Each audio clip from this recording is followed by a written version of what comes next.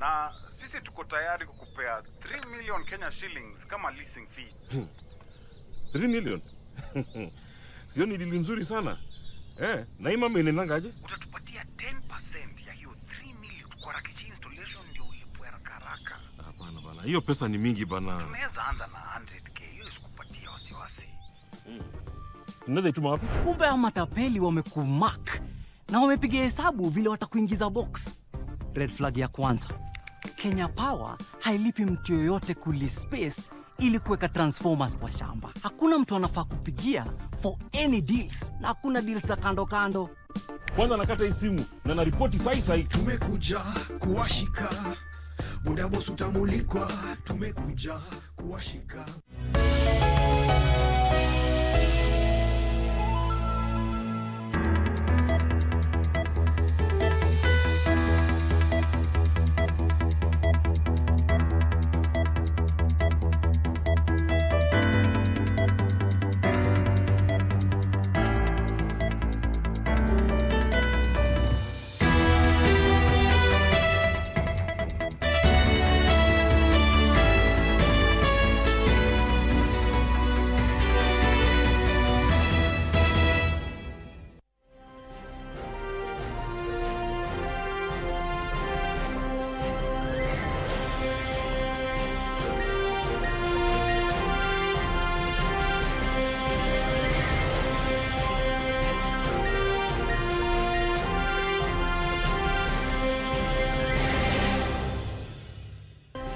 It's the 14th of February. Happy Valentine's Day. I hope you had a blast and that you enjoyed your day. And here from KBC Channel 1, we keep wishing you happy Valentine's Day. And before we start the bulletin, let's get the highlights.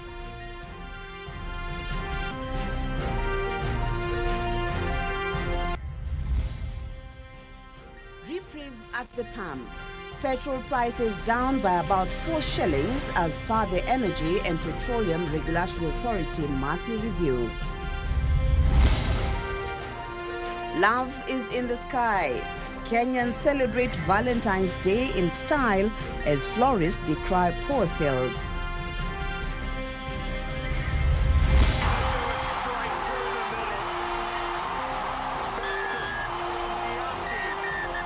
And in sports, the Kenya National Sevens men's team Shujaa produced a dramatic lead performance to edge Germany 15-10 in a thrilling pool match at the Nyayo National Stadium.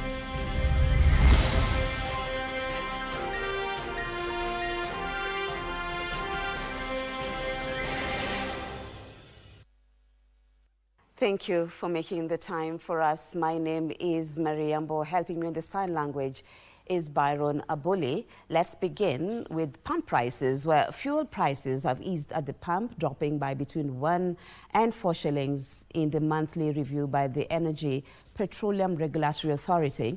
The authority announced a reduction in super petrol prices by about 4 shillings, diesel by 3 shillings, and kerosene by 1 shilling.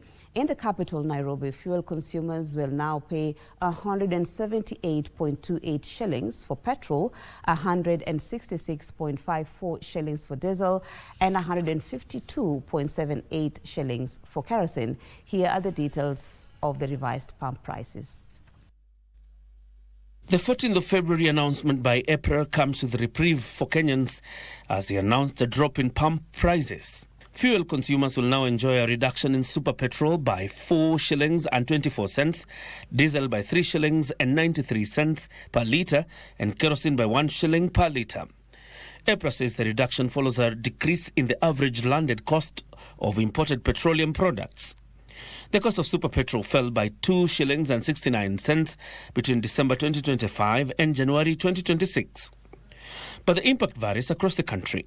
In Mombasa, motorists will pay 175 shillings and 90 cents for petrol, 164 shillings and 16 cents for diesel, and 150 shillings and 40 cents for kerosene.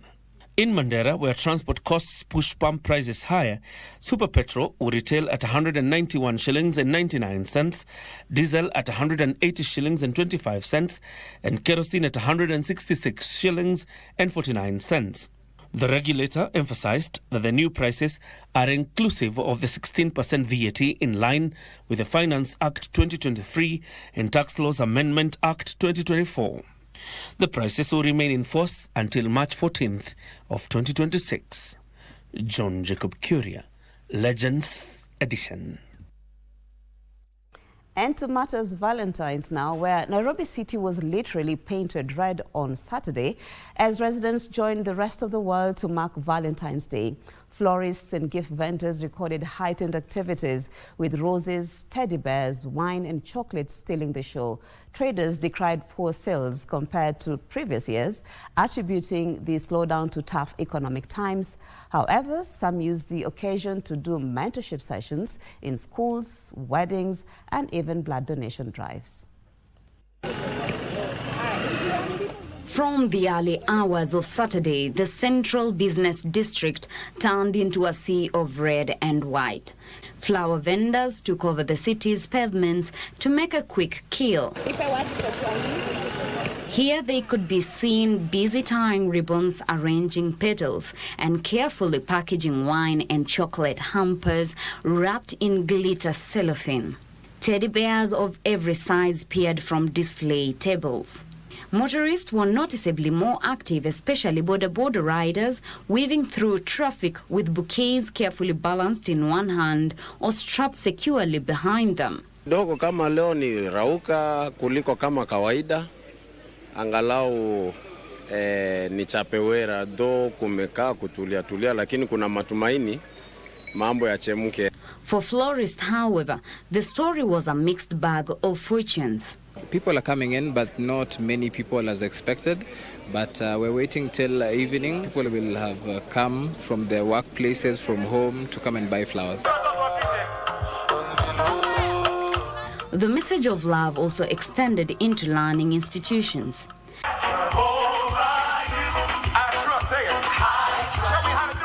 At the Kenya High School, parents, teachers and students gathered for a special mentorship program focused on self-love and empowerment. Kuwa tukiwaelekeza na kuwashauri kuhusu mapenzi. Kwanza inafaa wajipende. Na wakijipenda kama mtoto wa kike hatajiingiza kwa mambo kadhaa ambayo yanaweza kumwadhiri na kumudhuru. Dressed in red to symbolize love, the school community came together for what organizers described as a week-long mentorship program aimed at guiding young girls on understanding their worth and identity. You cannot be able to share what you don't have. You cannot pretend to love somebody else if you don't love yourself. At Moi Girls High School, students were treated to flowers and gifts in an annual tradition led by Chief Principal Margaret Njaga. It's not just about love, but it's about kindness. It is about friendship and showing those around us that we care. For some leaders, the day marked a personal milestone. Member of Parliament Mburu Kahangara tied the knot with his spouse Monica Mugure in a colorful wedding ceremony attended by friends and colleagues at Our Lady of the Holy Rosary Catholic Ridgeways. The couple described the occasion as a blessing, sealing their union on a day globally dedicated to love. Today is Valentine Day, and I would say it's the most important day of my life. I feel very, very, very happy to have gotten that opportunity to marry my wife in church. Meanwhile, in Mombasa, residents gathered at the Mamangina waterfront for a Valentine's blood donation drive. Organized in partnership with the Coastal Region Blood Transfusion Center, the initiative attracted youth and non-governmental organizations. Tumejiongezea ile kiwango ya kwamba tunahitajika tupate katika kila mwezi iwe kama 1,800 na ndio tuna struggle tuweze kuipata. It's yet again another time to celebrate love, and I hope you will celebrate this Valentine's Day.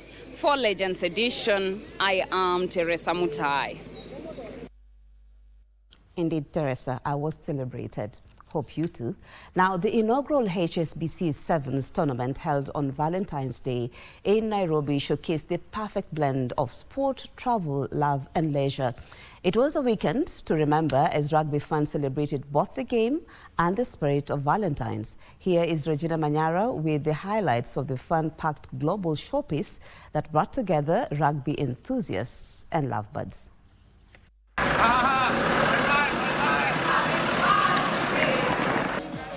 It was a beehive of activity on Saturday morning at the Nyayo Stadium. Kenya was hosting her maiden HSBC Sevens Division 2 tournament. And this tournament especially is really fantastic for us. Brings loads of people in, lots of visibility for Kenya. On a sports level, people can see how high Kenyans can compete. It would be good if we were in Sevens Div 1, but we'll get there, we'll get there. Song, dance and merrymaking characterized day one on the two-day tournament. Not even the hot sun and the rising temperatures could deter the rugby enthusiasts. We're putting our name on the global scale. People from different places in the world are all here at Nairobi to watch us play, and it's just amazing. The day coincided with Valentine's Day festivities. We're in Kenya here to watch the Rugby Sevens. Kenya's a beautiful country. We've enjoyed safari and the coast and all the wonderful people of the country. Sports enthusiasts, vendors, sponsors, players and lovers all had something to celebrate and cheer. The turnout meant a win for all. They should come. The safari's amazing, the animals are amazing, the coast and the people are lovely. As the sun set on the stadium night activities, song, dance and merrymaking continued as players retreated to prepare for the second and final day on Sunday. The curtain closed on Valentine's Day, but the love of the sport did not dim as Kenya embraces sports tourism to boost its tourism numbers.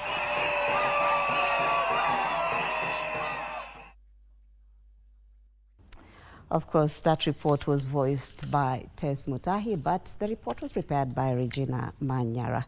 Let's move on. At least 100 women above 35 years in Nairobi will benefit from a free breast cancer screening initiative aimed at promoting early detection and saving lives. The initiative, launched as part of Valentine's festivities by Mama Lucy Kibaki Hospital Management and the foundation, is expected to encourage Kenyans to prioritize preventive healthcare. The foundation's CEO, Paul Okoth, says the initiative will raise awareness on the importance of routine mammograms and encourage women to take charge of their health. In this celebrating of love, we have decided through well-wishers to the foundation to sponsor at least 100 women. And I'm saying at least because that number will grow. But for starters, we want 100 women to come in for screening. We're going to run free mammogram, fully paid for by the foundation and other well-wishers. In the process also, we'll offer counseling. We are offering 100 women mammogram services. Mammogram is it's a radiological procedure where women are able to check we are able to check their this part.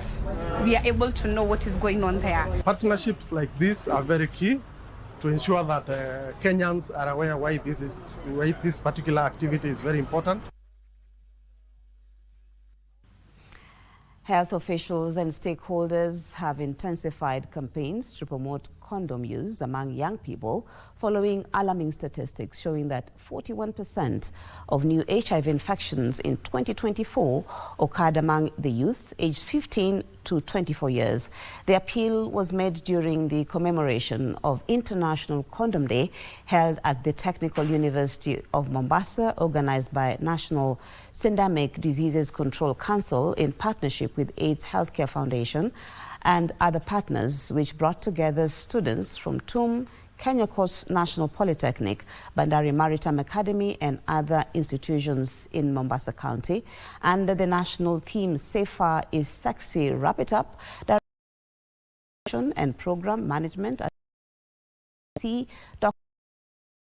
noted provides for groups even as a review a total market raised by regional medical manager for the coast region at AHF Kenya, that is Hamza Bulhan, who highlighted a significant condom supply gap.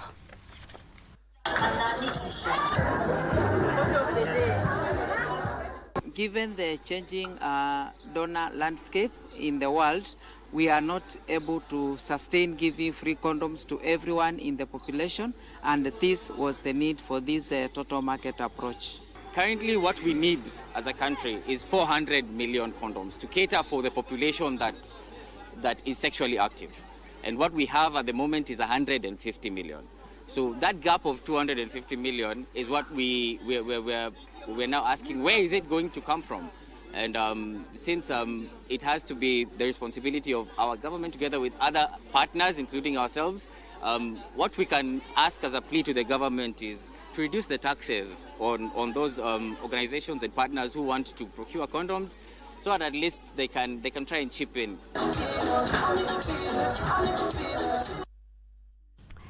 A local lobby group calling itself Queens for Matiang'i marked Valentine's Day with a symbolic gesture. Members handed out flowers randomly to passerby, blending the spirit of love with the support for Jubilee Party presidential candidate Fred Matiang'i. The group says the flowers were meant to brighten the day while signaling their political backing. The Queens for Matiang'i emphasized that Valentine's is about unity and kindness, values they believe should extend into the political arena.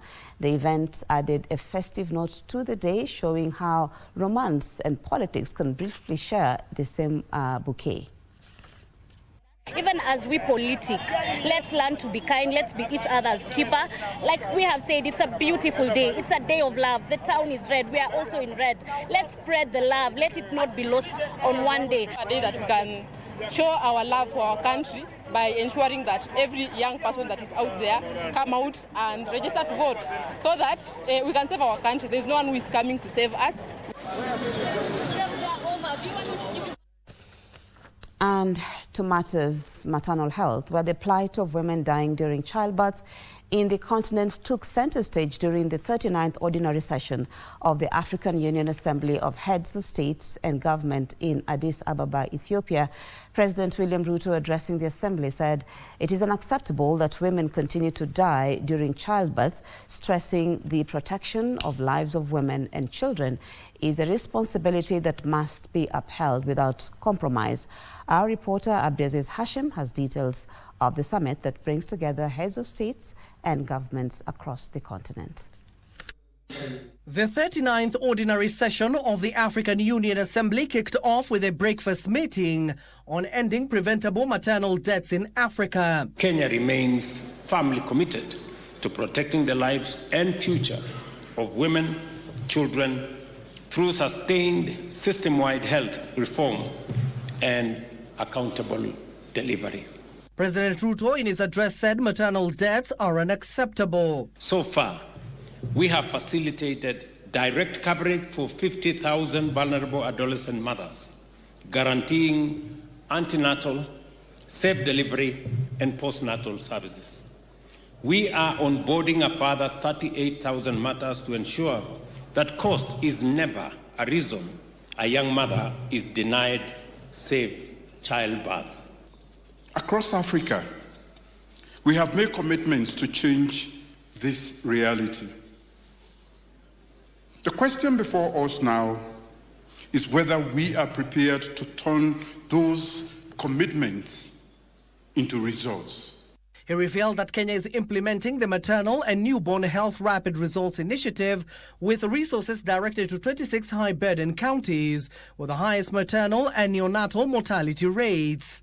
We are concentrating resources in 26 high-burden counties and delivering bundled medical equipment directly to last-mile facilities to strengthen emergency, obstetrics, and newborn care. Separately, he called for urgent action to move the African Continental Free Trade Area from negotiations to full implementation, stressing that the agreement must deliver tangible benefits to Africa's 1.4 billion people. Since entering its operational phase in January 2021, the ACFTA has made meaningful progress. Most core protocols have been negotiated and institutional frameworks are in place. Our priority now shifts firmly from negotiation to implementation. The president is also expected to hold several bilateral meetings on the sidelines of the two-day event on trade, agriculture, infrastructure, among others. Abdiaziz Hashim for Legends Edition. We now take a short break, but the Legends Edition continues shortly. Stay with us if you can.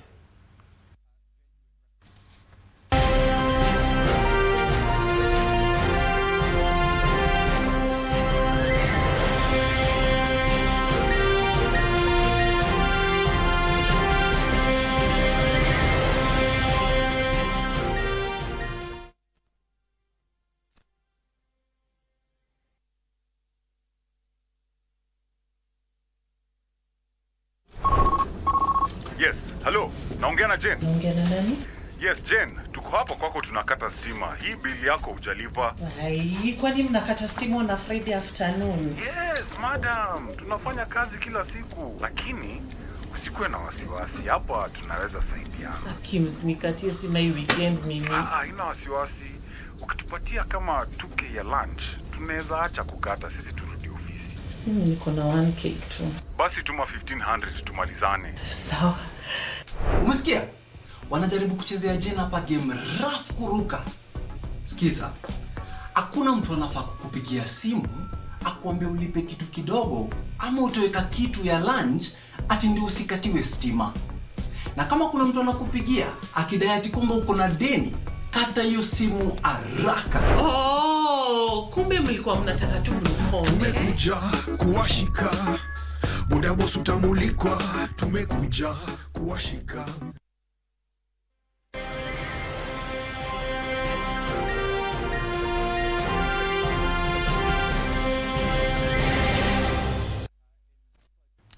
Thank you for staying with us.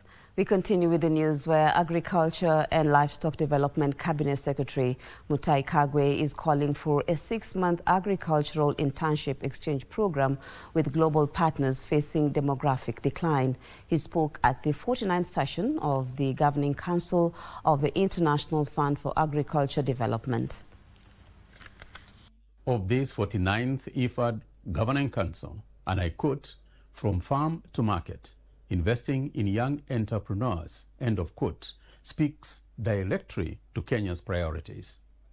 Kenya is fortunate to have a strong youth population dividend. Youth is an opportunity to unlock, and agriculture is where that opportunity lies.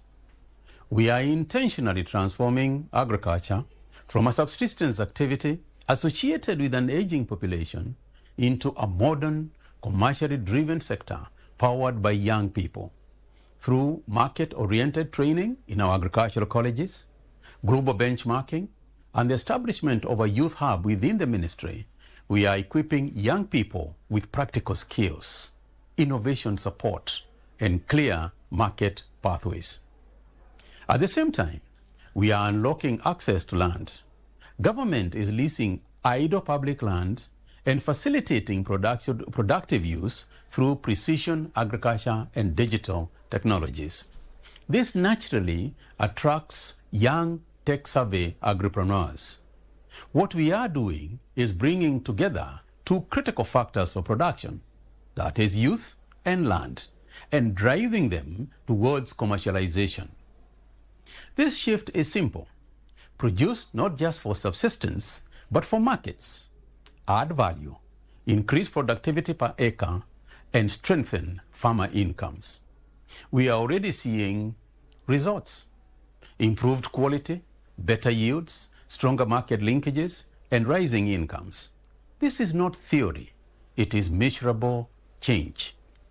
Therefore, I invite agriculturalpreneurs, investors, innovators, and partners from across the globe to come and invest in Kenya.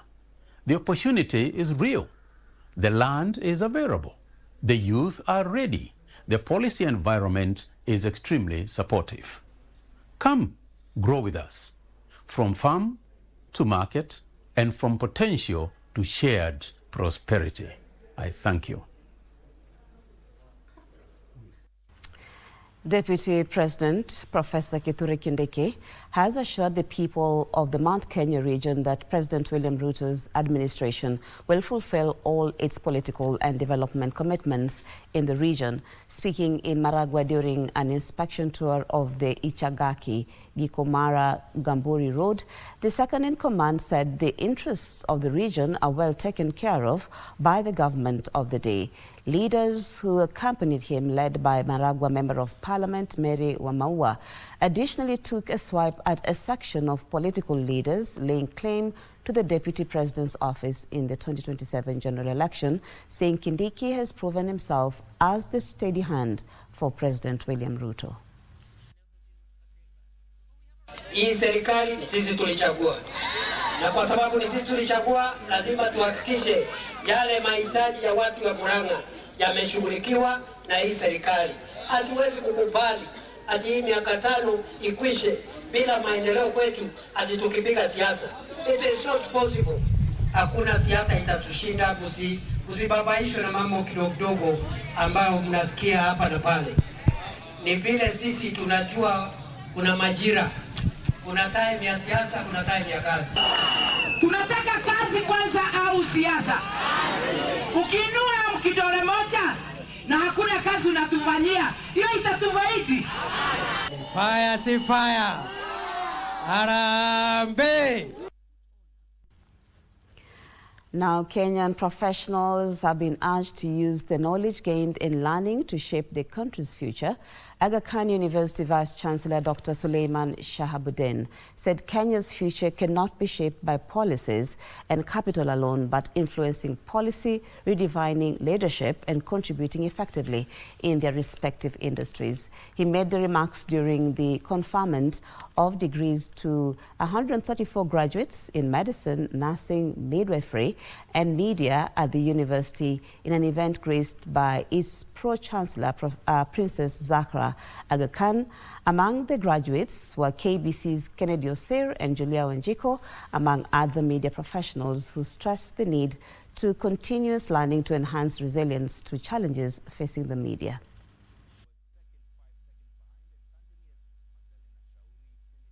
Today is not just a convocation. It is much, much more than that. It is a turning point.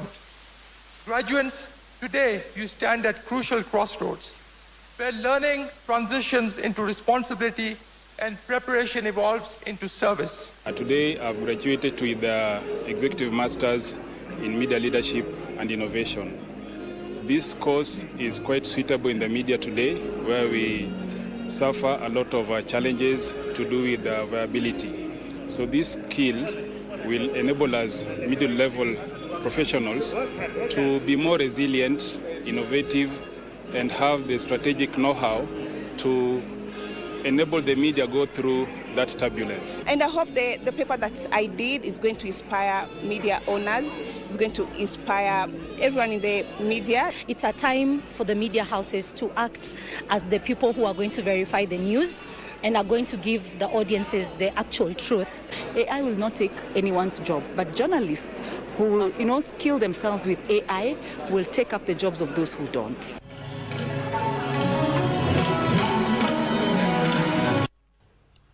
Congratulations are in order to the graduates.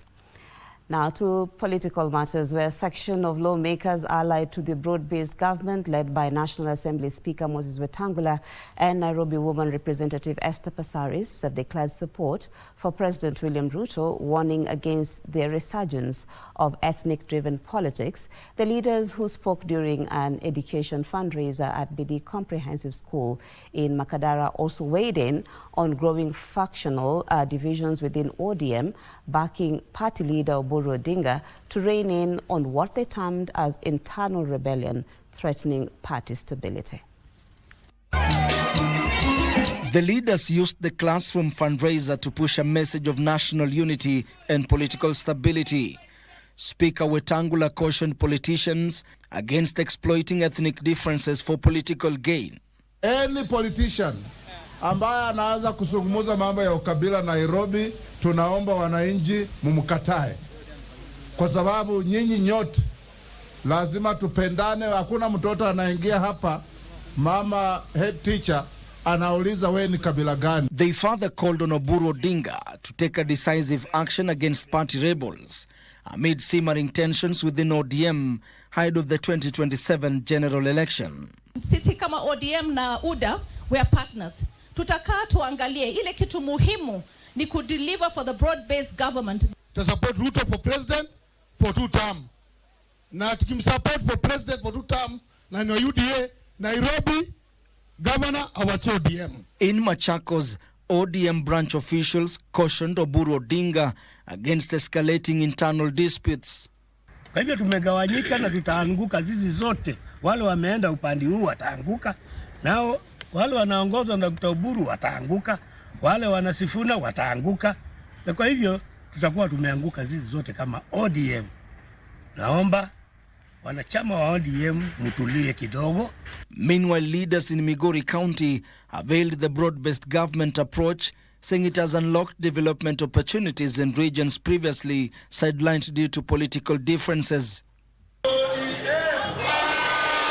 This, as Homa Bay County, ODM members elected new branch officials through consensus, expressing confidence that the new team will strengthen grassroots structures. The position I'm taking over is a position which was held by our governor, who is now the national chair of the party.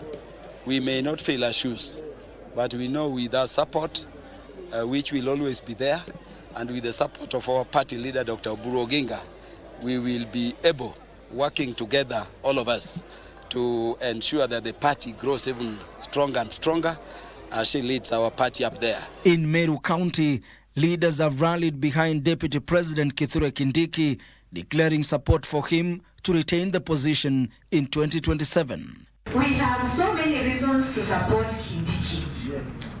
And not only because he's our son, but because of the work that he has done for this government. Ben Chumba, Legends Edition.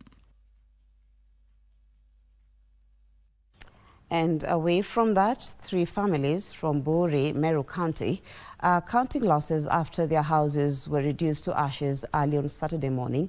The families say the arson attack, which was carried out by an unknown assailant, is believed to be linked to a long-standing land dispute involving more than 200 households currently settled on the disputed land, which is approximately 13 acres. This, even as they call for compensation. Remains of what used to be a home for Simon Kirimi and 2 other families is visible from the iron sheets raised down. According to the affected families, the attack took place at the wee hours of Saturday morning by unknown assailants, and they narrowly escaped death but lost all their belongings. Watu ni kama walikuwa wametumwa na kuna marisasi ikapigwa. Na marisasi ni kama ni askari walikuwa wamewasimamia wakachoma nyumba. Kila kitu nimechomewa, kila kitu, sina kitu ingine. The cause of the arson attack, according to the family, is linked to the disputed land that they currently occupy with 200 other households, with the matter still pending in court. Tumekushangaza leo ndio tumezukua saa 11 ndio tumestuka, maana kumeambiwa tuongojee, na hata hii kesi tumesimama nayo iko tarehe 23 mwezi huu. Mwezi huu ndio iko tarehe ile saindi yetu yulikani nini. Following the attack, the residents took to the streets, disrupting transport and business activities along Meru Isiolo Road for nearly 3 hours. Mimi ningetaka kuuliza, hatuko Kenya, uspindi tunaenda kuripoti kwao, lakini hatupati msaada. Naomba mtusaidie kama serikali, kama ni maneno muingilie kati na mtusaidie, tukue na kuna right ya mtu. In another related incident, several families from Wangulu village in Sabatia constituency, Vihiga County, were left homeless after their homes were demolished by a private developer claiming the ownership of the land. Mahali kama ni yako ama shamba iko sawa, iko halali, kesi imeisha. Mbona usikuche mjana, ukuje usiku wa manane kufanya vitendo kama hii? Mtu asitumie nguvu zenye anazo katika serikali kunyanyasa wale wadogo wenye wana mali yao yenye walipata halali. Opicho Chemtai, Legends Edition. The government plans to increase the budget allocated for rural electrification projects across the country as it continues to utilize some 8 billion shillings for nationwide electrification through the Rural Electrification and Renewable Energy Corporation (REREC). Energy and Petroleum Cabinet Secretary Opiyo Wandayi says the government aims to reach 100% long-term rural electrification by the year 2030. As of early 2026, the Rural Electrification and Renewable Energy Corporation, or REREC, started actively implementing projects under its 2023-2027 strategic plan aimed at achieving universal electricity access. Now, the government says it is actively looking at ways of increasing resources to implement the projects even deeper into the hinterlands. Na hiyo haitoshi kwa sababu hata mwaka ujao wa fedha tutaongeza pesa zingine, kwa sababu lengo ya Mheshimiwa Rais ni kuona ya kwamba stima imesambazwa na ifike kila kijiji. For residents like Joan Simotwo and Hassan Amos Kiplangat, this news couldn't have come at a better time. Stima unaweza kuwa unataka kutumia watoto wafanye homework. Aya, kando na homework kama mama, sina mburudiko wa ngoma kwa nyumba yangu. Si yani ufa iko, lakini hata sasa sina stima. Kwa hivyo nafurahia maana hata mimi nitaburudika. Kwa ajili ya shughuli ndio ili uweze kusoma. Na kusoma tunahitaji light hiyo usiku. Haya, pia kuamka asubuhi mapema ili kujitayarisha kwa ajili ya shule. Pia tunahitaji light. Currently, these electrification projects stretch not only to households, but also learning institutions where pupils like Amos hope to learn in better conditions. It will be very important for the effective teaching and learning. REREC is currently executing 109 rural projects in 6 counties, with 2 billion shillings set aside for electrification in Bungoma County and 160 million shillings for individual 2,600 households in the Mount Elgon region. The camera doesn't show the kind of gradients that we're experiencing here in the slopes of Mount Elgon. Pulling electricity from the source up to this point has been a challenge, but it's the social impact that matters for people here in Bungoma County. Alan Auko, Mount Elgon constituency, Bungoma County. Indeed, Alan, thank you for that report. Now, Kenya has inched closer to operationalizing its virtual assets regulatory framework. This comes in the wake of stable coin transactions in the country reaching an estimated $500 million monthly among 6 million users. Industry players say while Parliament has already passed the Virtual Asset Service Providers Act 2025 to govern virtual assets, critical subsidiary regulations by the Central Bank of Kenya, National Treasury and the Capital Markets Authority will determine how the sector integrates with banks, mobile money and capital markets. Stakeholders are now urging regulators to provide clear, practical guidelines and balanced taxation measures, warning that uncertainty or heavy levies could slow innovation in a sector they describe as central to the future of digital payments, cross-border trade and financial inclusion. With stablecoin, you can do instant settlements, and a lot of your fees that goes into regular banking payments can be kept for the business to grow the business. And so for us, it's about how stablecoins is empowering Africans, how stablecoin is keeping wealth in Africa, and how stablecoin is leading as a way of freedom, a tool for freedom for Africans. It's not much different to how we do it with mobile money today. We're already in Kenya issuing digital money, 1-to-1 for the shilling on your mobile phone. These platforms do the exact same thing. And we're excited that the regulators are working hard to bring in the regulations. We expect them in the first quarter of this year. And once we want to be regulated. The industry will die if we start taxing at source. If we have significant levies priced in before the industry is able to actually grow. And so it's really important for us to have a very common sense set of regulations that follows in the spirit of the Act so that we can actually have a virtual asset ecosystem building and growing inside of Kenya first.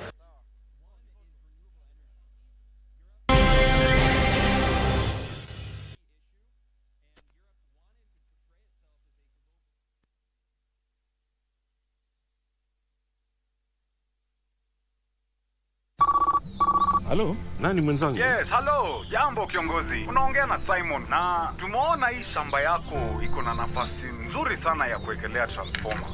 Na sisi tuko tayari kukupea 3 million Kenya shillings kama leasing fee. When the deal is too good, think twice. Lakini kitu moja nanishangaza na mimi. Hii ni kuhatarisha maisha yenu nyi wenyewe na pia ya wale mnaenda kutokea kwa manyumba zao. We are diving into the mind. Stay vigilant to get safely and legally connected to the power grid. Koti hii imewapata na hatia na mkiwa mkuridhika na uamuzi wa koti mko na siku 14 za kurudisha apili.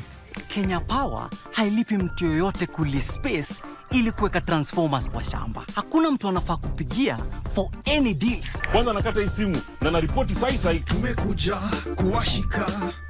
Buda boss utamulikwa. Tumekuja kuwashika.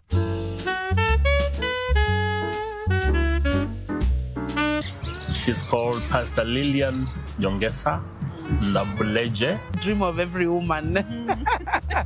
Yes. Pastor Richard Nyongesa. First, we've met as ministers. We were serving together. Then he was a married man. I was in another relationship. The wife then passed on. I didn't have sleep. I had a voice. You marry this lady or you die. Oh, God. I opened up about my past just to scare him.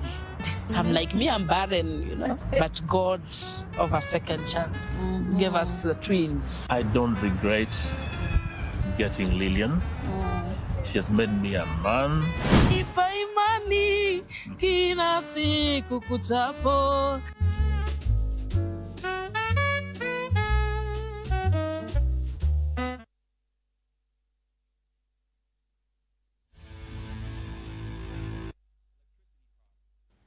And thank you so much for staying with us. It is time for Legends Edition Sports with me, Okumu Okoch. Now, the Kenya National Sevens men's team Shujaa produced a dramatic late performance to edge Germany 15-10 in a thrilling pool match to seal a perfect run on day one of the HSBC Sevens Division 2 tournament at the Nyayo National Stadium.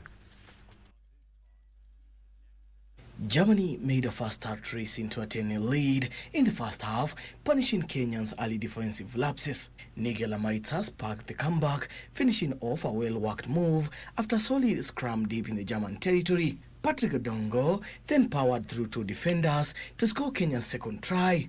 However, missed conversions left the scores tied at 10-10 at full time, forcing the match into extra time. With the pressure mounting, Festus Shiashi emerged the hero. The KCB forward sliced through Germany's defense and sprinted clear to score the defensive goal in time, handing Kenya a 15-10 win to send the home fans into celebration. Across the face. And Nigel Nairobi as well. Here's Patrick Odongo. Look at him, you won't catch him. He's just too fast. Patrick Odongo. Earlier in the day, Shujaa opened their campaign with an impressive 29-12 win over Canada before thrashing Belgium 33-0 to remain unbeaten with USA. It's good what I'm seeing from the boys. I mean, we conceded 2 tries in the first game. In the second game, we didn't concede any. So that means our defense was solid. That's things that I'm happy to see. Because this is a long weekend, there are more games to come. From the first game, we started a little bit sluggish, a little bit comfortable. We conceded some tries, but in the second game, we went back to the changing room, checked on what we had to do for the second game, and we worked on them. In front of our fans, it's a good thing. We drive our energy off our fans, and that's an advantage to us. And thanks to them, and we hope at the end of the day, we'll make them proud. The Kenya Lionesses, on the other hand, opened their campaign with a 14-12 defeat of Brazil, but lost the second match narrowly to China, who beat them 15-12 before they fell to their rival South Africa 12-10. The competition resumes tomorrow with the Shujaa in good position to secure a top 4 berth, while the Kenya Lionesses must work harder to overcome their opponent after today's results. What you are seeing happening in Nyayo today is not just about the game, but it's experiencing the wonder that magical Kenya is. Catch all the action live on KBC Channel 1 tomorrow from noon. For Edition Sports, I'm Daniel Wendwa.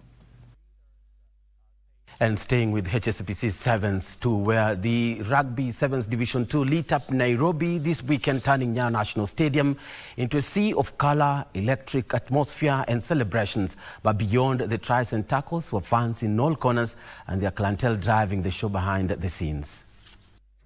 The gates opened at Nyayo National Stadium. It was clear this was more than just a rugby tournament. It was a festival. Inside the main field, Division 2 teams under the HSBC Rugby 7 banner battled it out with fierce determination. Draped in national flags, painted faces, outrageous costumes and team jerseys, supporters transformed the terraces into a carnival of colour. Guys, come we support the Kenyan teams no matter the sport. Kuna rugby, kuna football, kuna hockey. Actually, I play hockey. Kuna rugby, kuna hockey, kuna netball, kuna kabaddi. Let's come support our country mates. Outside the main field, sponsor villages bustled with activity. Turnout has been amazing, more than what we had expected, and people are here experiencing the wonderful culture of Kenya, food, vibes, ngoma, wasiwa kona hype. As you can see, the village is full, so, and the guys also are still in the stadium. So yeah, quite an exciting day. We're waiting for the final game, which is coming in the next hour or so. So I still encourage those who are still outside, please do come, enjoy this atmosphere and showcase what as supporters we can do in Kenya, as our boys and girls do it on the pitch. The HSBC activation zone drew crowds eager to test their rugby skills in many challenges, win branded merchandise and snap photos with interactive displays. Na feel poa, turnout ya watu ni wengi. It's very spectacular. You can hear the noises from outside. Inabamba too. Yeah, I'm loving the vibe. We've seen very great turnout. The stadium is full. The engagement with the customers has been very interesting. We have a very interesting target market here. The customer for rugby is very interactive, very engaging. So we're very happy to engage with this and excited to engage with this customer. After an entertaining action here at the Nyayo National Stadium, the curtains of the HSBC Sevens 2 come down tomorrow, with Kenya looking forward to emerge the overall title. For Legends Edition Sports, I'm Daniel Mwendwa. And thank you, Dan, for that report. And you can imagine how the stadium did feel like, especially when Kenya played Germany in the final match of the day and just left it too late, actually, into the sudden death time for them to clinch that 15-10 win. Crazy. Tomorrow, everybody has to be there. But also remember that if you miss the action live from Nyayo National Stadium, it will be live on KBC Channel 1 beginning at 10 a.m. Moving on, Kenya's rising starlets will not be playing at the FIFA Under-20 Women's World Cup in September this year after crashing out in the third-round qualifiers at the hands of their neighbours at Tanzania, who beat them 3-1 on penalties after a 1-1 draw in aggregate. They led 1-0 from the first leg in Nairobi and needed just a draw to progress to the final round of qualifiers. They, however, failed to find the back of the net in the return leg, which ended in a 1-0 win for hosts Tanzania to force the match to be decided from the sport. Starlets only managing to score one sport kick, while Tanzania netted 3 to progress to the fourth and decisive round. The FIFA Under-20 Women's World Cup will be played in Poland in September this year. Where Kenya's Geoffrey Kamworor staged a remarkable return to the top by winning the 2026 Ras Al Khaimah half marathon exactly 13 years after his breakthrough victory on the same course. The seasoned road racer clocked a blistering 58 minutes 13 seconds to set a new world lead this year. Geoffrey Kamworor, who first announced himself on the global stage with victory in Ras Al Khaimah in 2013, showed tactical patience before unleashing a powerful surge in the closing kilometers after breaking away from a tightly packed lead group.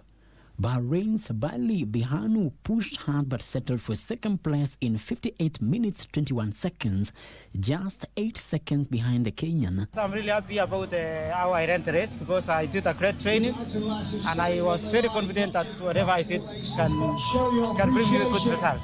Pretty much the consummate professional over the half marathon distance, the world cross, now learning about that with the marathon. He came here with a perfect idea of how this race fit into his preparations for that marathon, what he needed to do, went out and did all the work on his own, executed. Fellow Kenyan Gideon Rono completed the podium in 58 minutes 36 seconds, ensuring a top cream delight for Kenya in the top 3.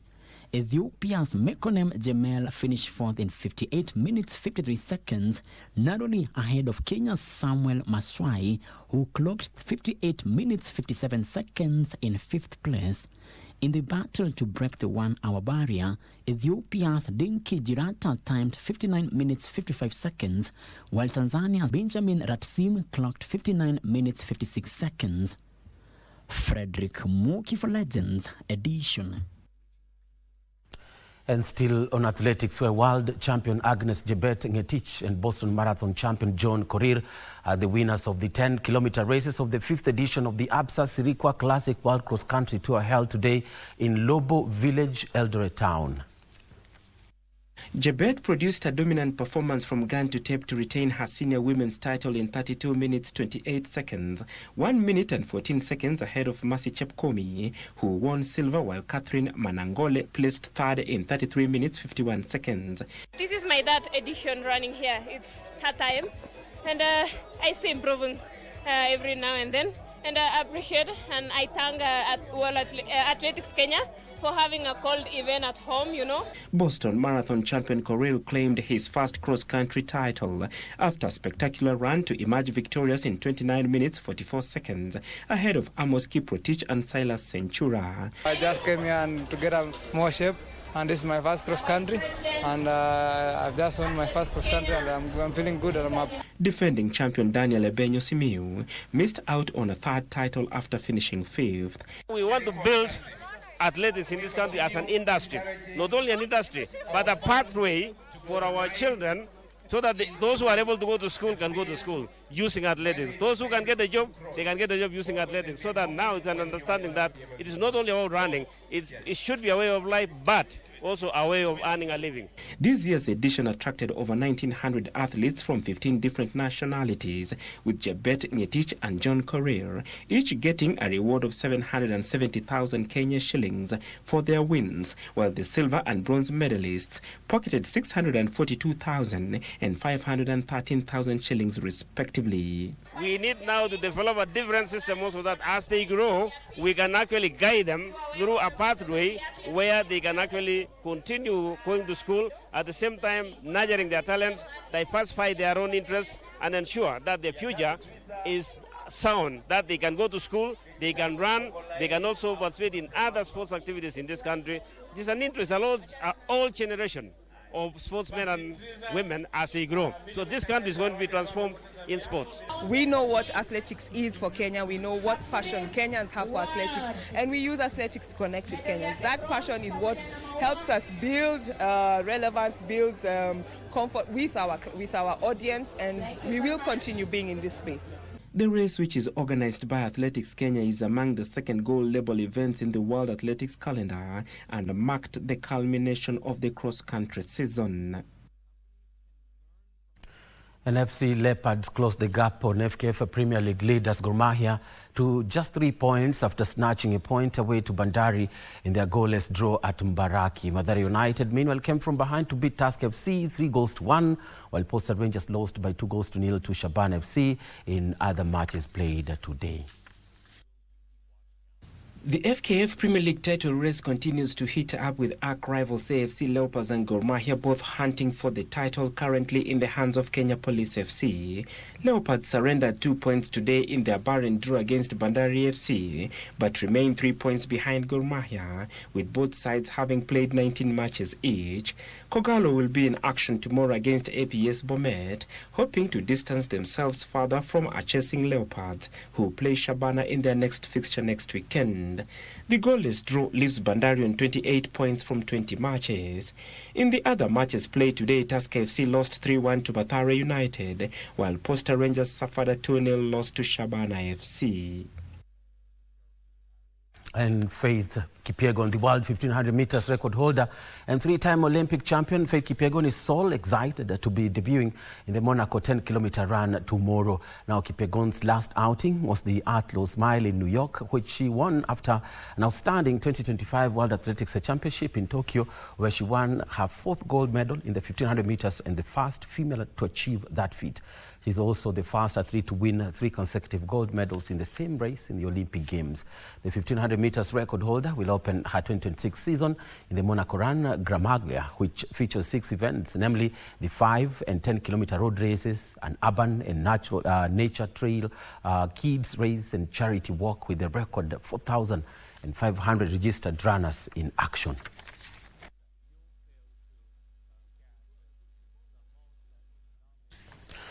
And to racing now, in this time rally, where 46 crews will start the WRC Safari Rally Kenya, which is the third round of the 2026 WRC calendar. The Safari Rally will be held from the 12th to 15th of March and comes after Rally Sweden, which entered day 3 today, with Elfyn Evans taking charge after Saturday's stages. While WRC drivers continue to race in the midst of snowy battles in Sweden, the organizers of Safari Rally Kenya have unveiled the entry list for the third round of the World Rally Championship, which will take place from 12th to 15th of March in Naivasha. 46 crews will start the 2026 edition, with reigning world champion Sebastian Ogier leading the charge, having skipped Rally Sweden, where title contender Elfyn Evans reclaimed the lead after delivering an impressive display through Saturday morning stages. The Toyota driver trailed his teammate Takamoto Katsuta by 2.8 seconds heading into the morning loop of snow stages, but exited the tricky tests with a 16.1 seconds lead over his rival. Hyundai continued to struggle for traction that again contributed to Toyota locking out the top 4 positions, as Sami Payari held third, 24 seconds ahead of Monte Carlo winner Oliver Solberg, who overhauled the struggling Hyundais of Esapeka Lappi and Adrian Fomo. Lappi completed the loop as the top Hyundai in 5th, 9.3 seconds ahead of teammate Fomo. John Armstrong continued to be the best placed of the M-Sport drivers in 8th, 51.4 seconds ahead of teammate Josh McCarlin. Barclay Feather, Legends Edition Sports. And thank you, Barclay Feather, for that report. Moving on, veteran Kenyan boxer Elizabeth Andiego has turned pro after having a remarkable career as an amateur, and is scheduled for her first fight on the 27th of this month during the Nightmare in Nairobi Kalakoda 2 fights. Now, the Olympian has competed in major events such as the 2012 Summer Olympics, where she became the first female Kenyan boxer to compete in the Olympic Games. The African silver medalist also competed in the 2014 Commonwealth Games and won a gold medal in the inaugural Mandela Africa Boxing Cup in Durban, South Africa. And Diego has also coached at Box Girls Nairobi in Kariobangi North, aiming to inspire women of all ages to pursue boxing. Her recent bout at the 2025 IBA Women's World Boxing Championship ended in a controversial quarterfinal loss, but she is determined to continue her journey in boxing and inspire other upcoming female boxers to join the sport.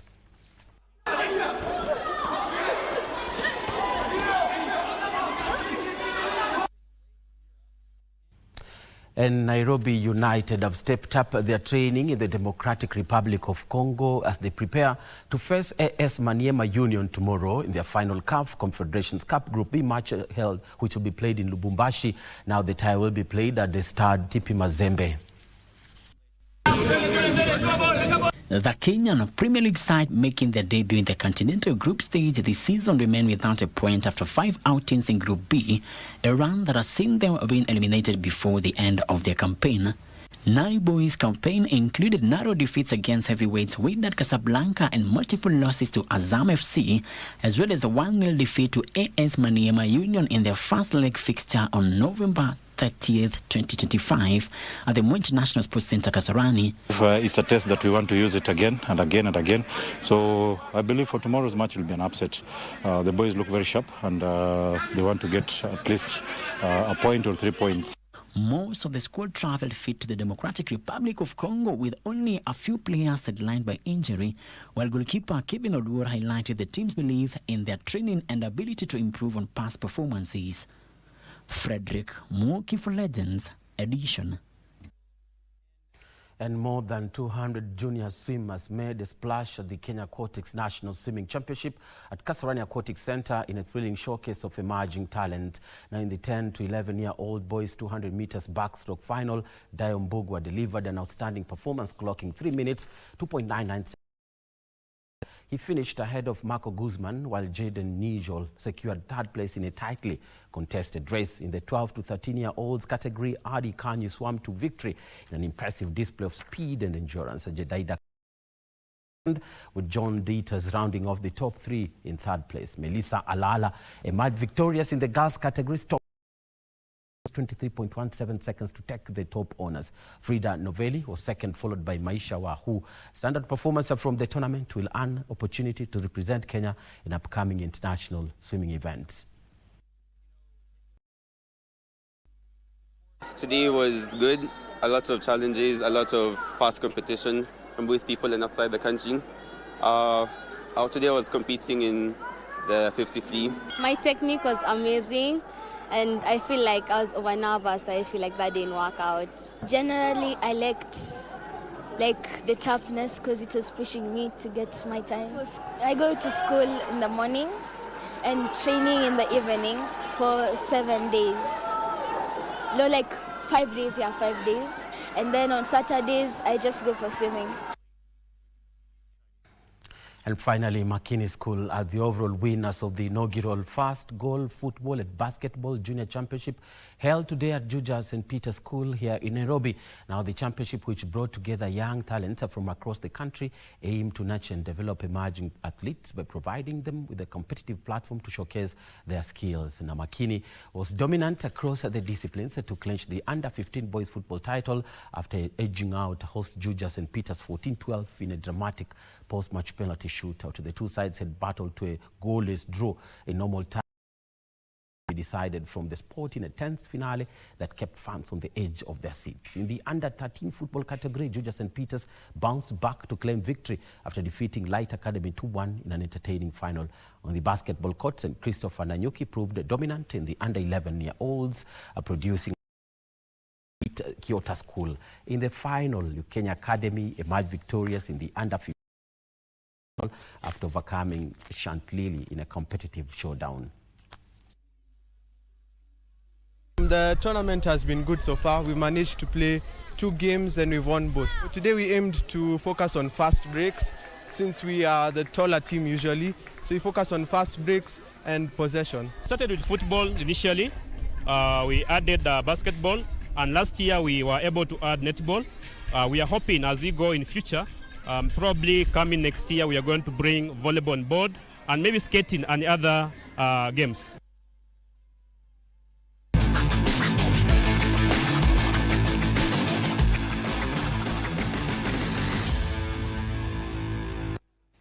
And definitely with that particular report from the First Goal Football and Basketball Junior Championship is how we put a cap on Legends Edition Sports.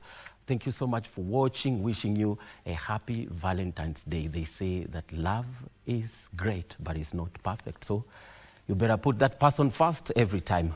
Back to you, Marie. Thank you, Bernard. Put that person first. But I say put yourself first. You know, love doesn't have to come from other people, but from you first. But thank you so much, Bernard, for the sports update. And on that note, we bring the Legends Edition to a close tonight. Thank you so much, as always, for your time and your company. Happy Valentine's Day. Continue celebrating.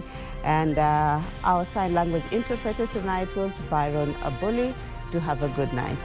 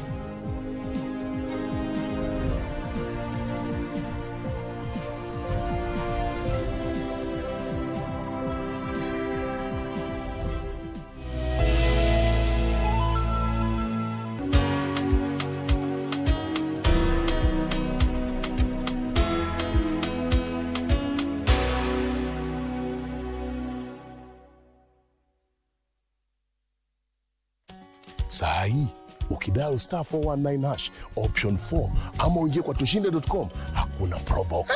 Jaribu. Ni ukweli. Yaani nimeshaingia na ndio tunafieka.